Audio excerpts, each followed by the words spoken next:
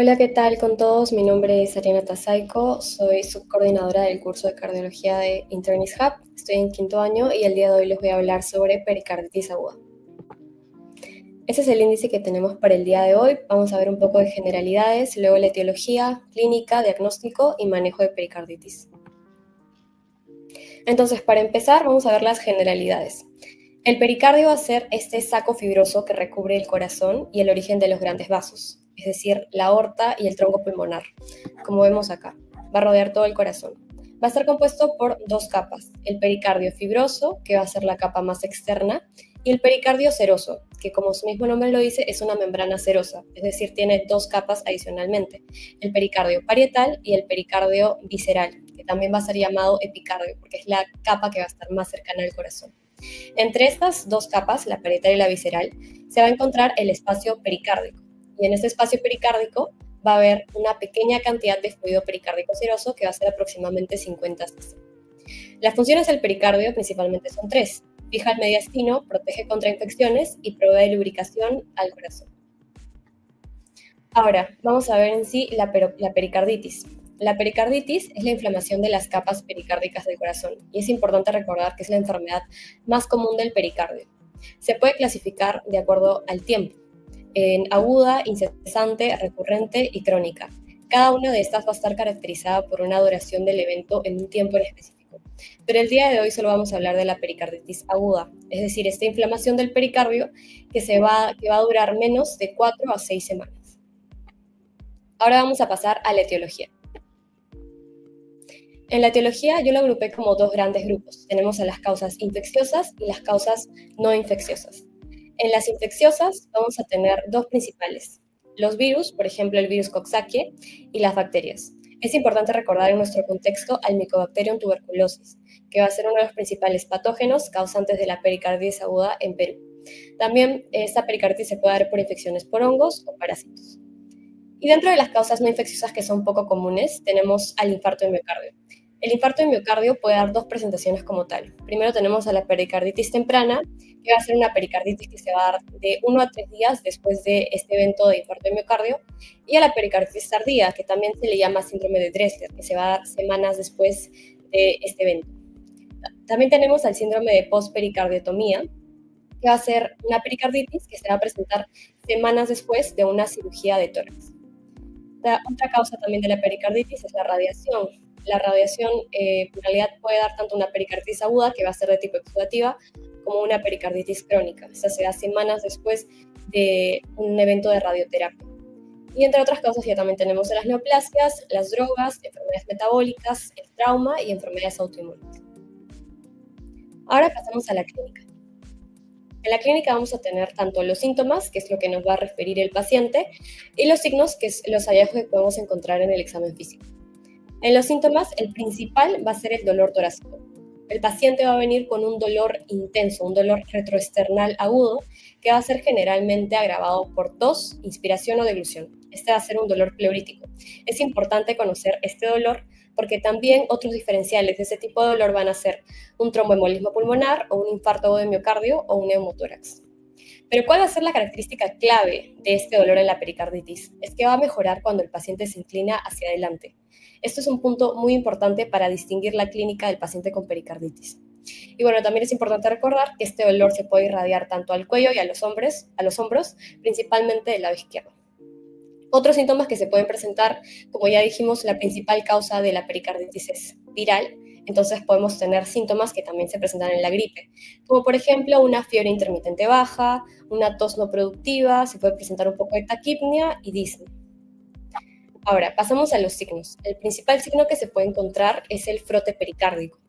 Va a ser un ruido que va a representar esta fricción entre los dos pericardios que vimos, que era el pericardio parietal y el visceral. Este se va a escuchar mejor en el borde esternal izquierdo durante la inspiración en un paciente sentado e inclinado hacia adelante. Y también podemos encontrar otros signos de derrame pericárdico, por ejemplo, los ruidos cardíacos de intensidad baja. Como vimos, este pericardio va a rodear todo el corazón, entonces cuando ocurre un derrame pericárdico, el agua va a impedir de que los sonidos se puedan transmitir. Es por eso que estos ruidos cardíacos no se van a poder escuchar con tan buena intensidad. Y tenemos otro signo característico de esta pericarditis, que va a ser el signo de Ewart, que se va a presentar cuando el derrame pericárdico es tan extenso que va a ampliarse hasta la base del pulmón izquierdo. Es por eso que ahí, en ese lugar, en la base del pulmón izquierdo, podemos encontrar matidez, podemos encontrar un aumento del frémito vocal y una respiración de tipo bronquial. Y bueno, no deben olvidar que la clínica de un paciente con pericarditis aguda es un paciente que viene con un dolor retroesternal agudo que mejora al inclinarse hacia adelante. Ahora pasamos con el diagnóstico. Primero, para definir que un paciente tiene pericarditis aguda, el paciente tiene que cumplir de dos de 4 criterios. Estos 4 criterios son dolor torácico pleurítico, como ya lo vimos, brote pericárdico, cambios típicos en el EKG, que lo vamos a ver en un momento, y derrame pericárdico, ya sea de novo o increyendo. Es necesario que el paciente cumpla 2 de estos 4 criterios para decir que tiene pericarditis aguda. Ahora, el EKG es uno de los estudios que se van a pedir al inicio cuando el paciente viene con esta clínica en la emergencia.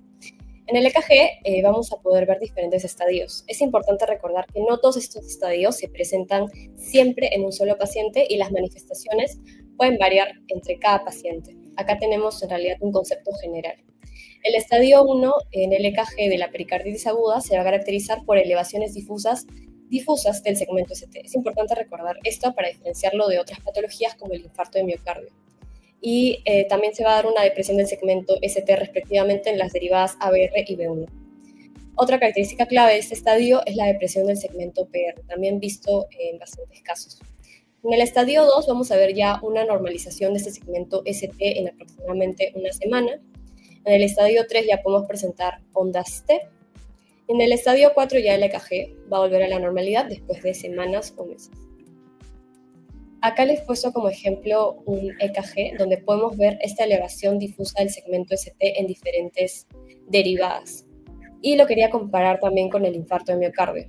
Primero, para distinguirlo como tal del infarto de miocardio, es importante recordar que la elevación del segmento ST en el IMA va a tener un orden, es decir, la elevación del ST se van a dar en derivadas específicas de acuerdo a la cara del corazón que está afectada. En cambio, en la pericarditis, esta elevación del ST se va a dar en casi todas las derivadas, a excepción de la depresión en ABR y en B1, por la distribución de los vectores. Es importante recordar esto para no confundirnos. Y otra característica clave para diferenciar esas dos patologías es la forma del segmento ST. La elevación del segmento ST en la pericarditis va a ser en forma de columpio, como vemos. Algunos dicen que tiene forma de una carita feliz. Va a ser una elevación cóncava. En cambio, en el lima, el segmento ST va a tener una forma convexa, es decir, hacia abajo. Algunos dicen que es como una carita triste. Es importante que recuerden eso también para poder diferenciar estas dos patologías importantes. Luego seguimos con las imágenes. Hay diferentes estudios de imágenes que se pueden pedir en el caso de la pericarditis. Y como estudio de primera línea tenemos a la ecocardiografía. Esta ecocardiografía usualmente suele ser normal, pero se pide porque es necesaria para descartar taponamiento cardíaco y constricción pericárdica. Primero, es primordial descartar estas patologías cuando un paciente llega con esta clínica.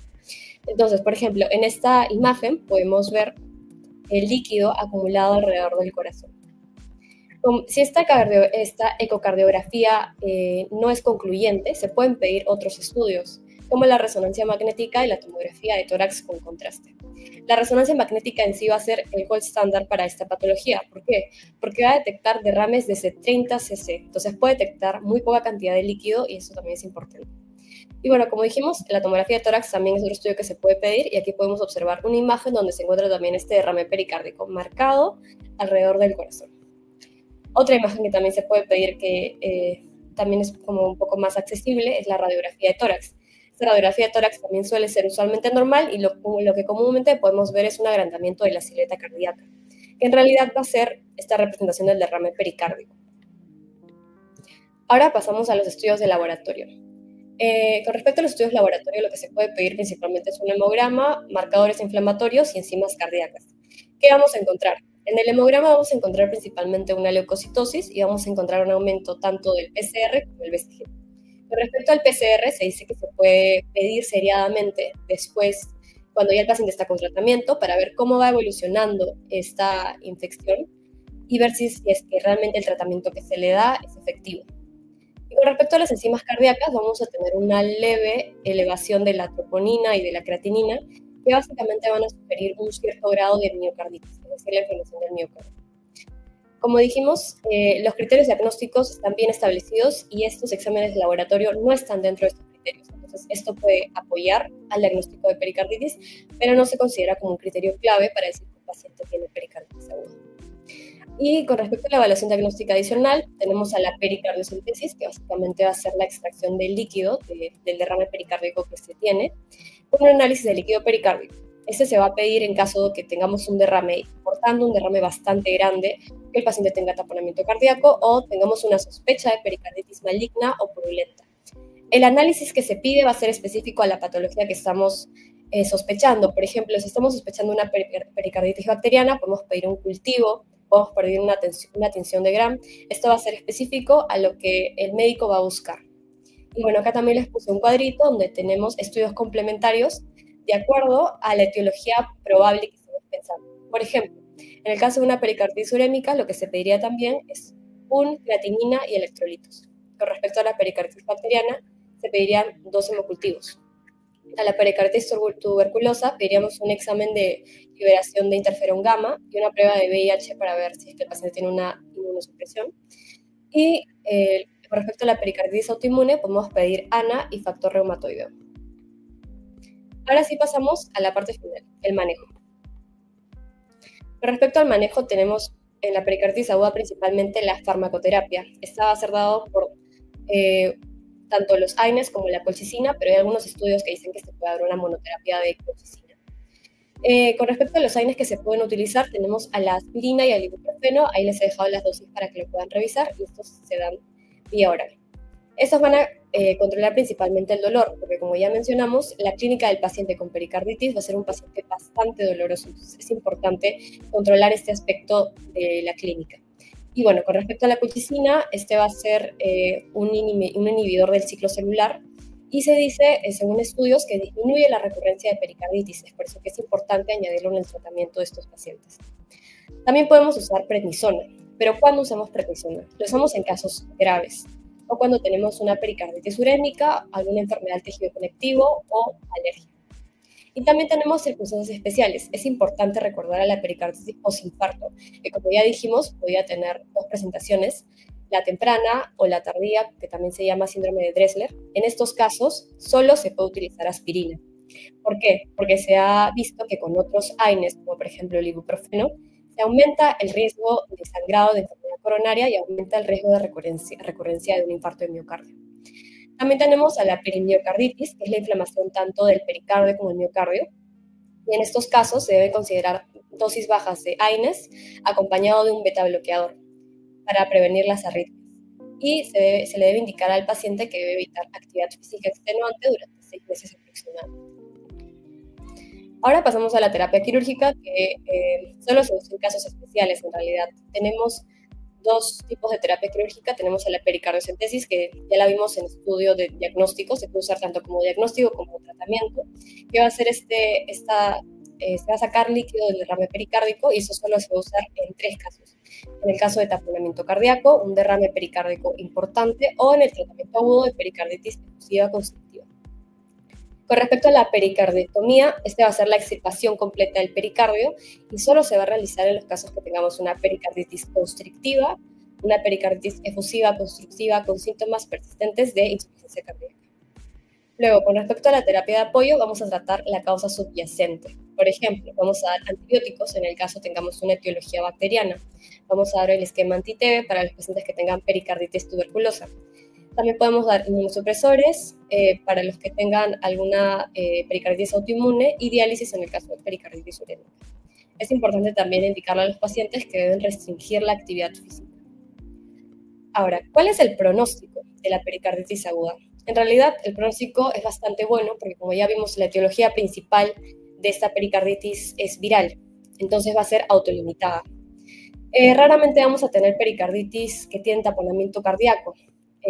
Esas sí van a tener un mal pronóstico y van a ser principalmente de etiología de neoplasia o por tuberculosis. Y también tenemos un riesgo bajo de pericarditis constrictiva. Es importante recordar también que el riesgo de recurrencia es muy alto dentro de los primeros 18 meses después del primer episodio.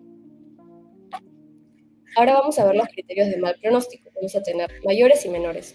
Los mayores son importantes para ver si es que un paciente se va a hospitalizar o no. Entonces, si tenemos alguno de estos, es importante considerar hospitalizar al paciente. Tenemos fiebre alta, mayor a 38 grados, un curso subagudo, es decir, una enfermedad que ya viene de varios días con un inicio no definido, una efusión pericárdica severa que se va a definir como mayor de 20 cc en un ecocardio, un taponamiento cardíaco o que el paciente no tenga respuesta a ANS dentro de los 7 primeros días.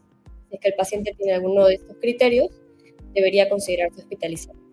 Y también tenemos criterios menores, que va a ser un aumento de troponinas, que como ya dijimos, va a sugerir una miocarditis, en este caso una miopericarditis, pacientes inmunosuprimidos, que hayan sufrido un trauma agudo o que estén en terapia anticoagulante oral. Bueno, eso sería todo con respecto a esa clase de pericarditis aguda. Muchas gracias por su atención.